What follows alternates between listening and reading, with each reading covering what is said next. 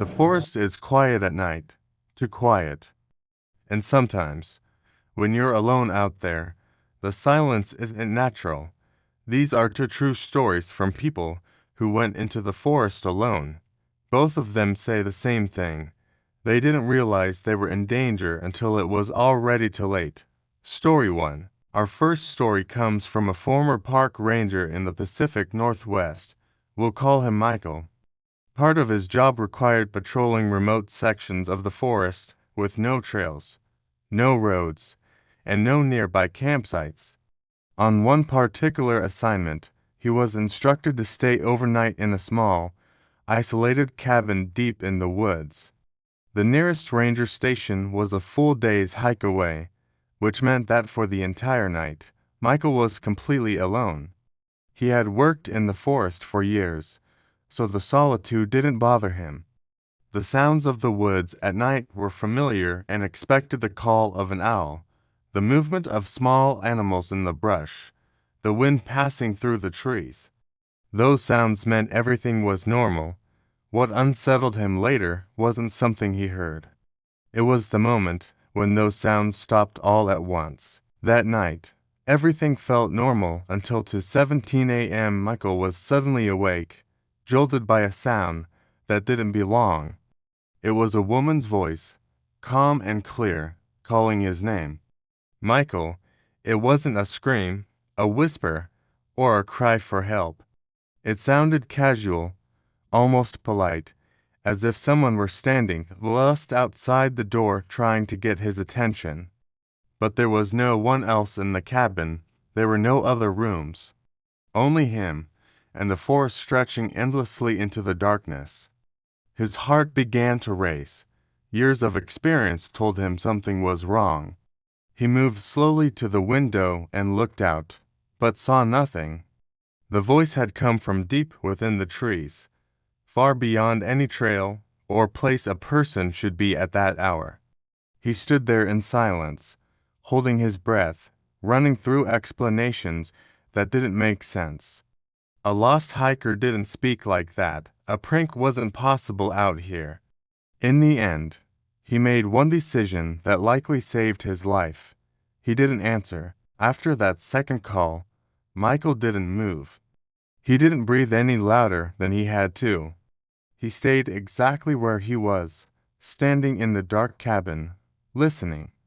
The voice didn't repeat the name again. Instead, it began to move. He could hear footsteps outside, slow and deliberate, circling the cabin. Not heavy enough to be an animal, and too steady to be someone lost or panicking. Whoever or whatever it was knew exactly where it was going. Michael later said that was the most terrifying part. It wasn't searching. Michael never returned to that section of the forest. In fact, he avoided talking about the incident whenever possible. But years later, after he had left the service, he admitted something that still bothered him. The voice had never sounded threatening. It never raised its volume. It never demanded anything. It had simply called his name, patiently, as if it knew he would eventually respond. And that, he said, was the part he couldn't forget. Whatever had been in the woods that night didn't need to scare him. It didn't need to rush. It already knew who he was. It already knew where he was, and if he had answered even once, he was convinced he wouldn't have made it out of that forest at all. Story 2. Alex slept lightly at first, lulled by the stillness. But sometime after midnight, he woke to a subtle, almost imperceptible vibration beneath the tent. At first, he thought it was the wind, or perhaps a small animal outside. But then he noticed something impossible. The entrance of his tent was no longer facing the trail.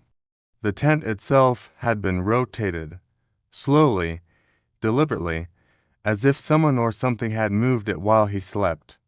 Heart pounding, Alex stayed perfectly still. That's when he heard it.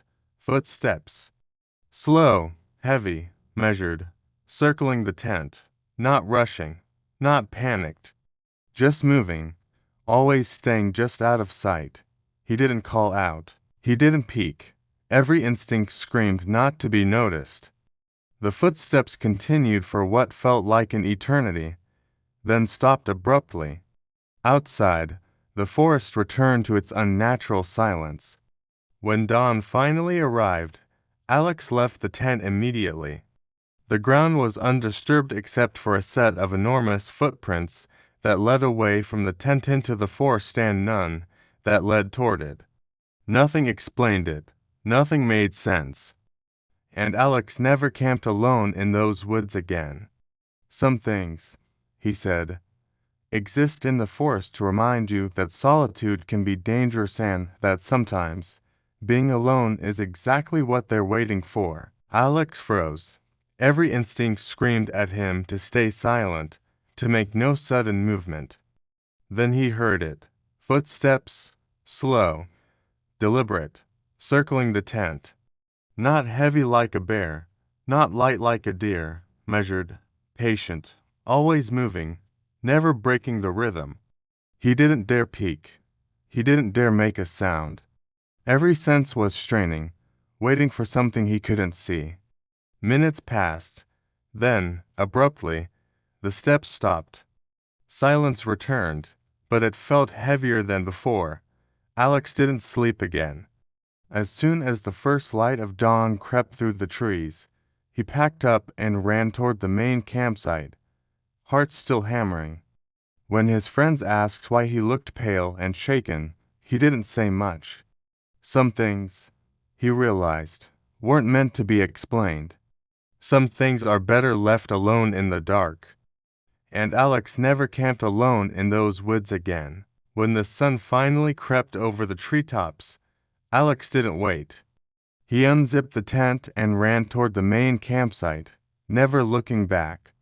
The forest was quiet again, but it felt different, heavier, watchful. When he arrived, his friends immediately noticed how pale and shaken he was. He didn't explain much. Some things aren't meant to be shared. Later, he discovered something even more disturbing. Around where his tent had been, enormous footprints led away into the forest. None led toward it. No human could have left them. No explanation made sense. Alex never camped alone in those woods again. He realized, the hard way, that solitude in the forest can be dangerous. And sometimes, whatever is out there is already waiting. Alex never went near those woods alone again. He never spoke much about the incident afterward, except to warn close friends. Some things in the forest are patient. They don't rush. They wait. They watch. And sometimes, they know exactly where you are, even when you think you're safe. The footprints remained in his mind long after they vanished from the earth. He couldn't explain them, and no one could. Some encounters leave no evidence, except the memory of being utterly exposed. For Alex, that night was a reminder that solitude in the wilderness isn't always peaceful. Sometimes, it's the exact moment when the forest notices you. These stories share a single, unsettling thread. The forest doesn't always need to scream. It doesn't need to chase you.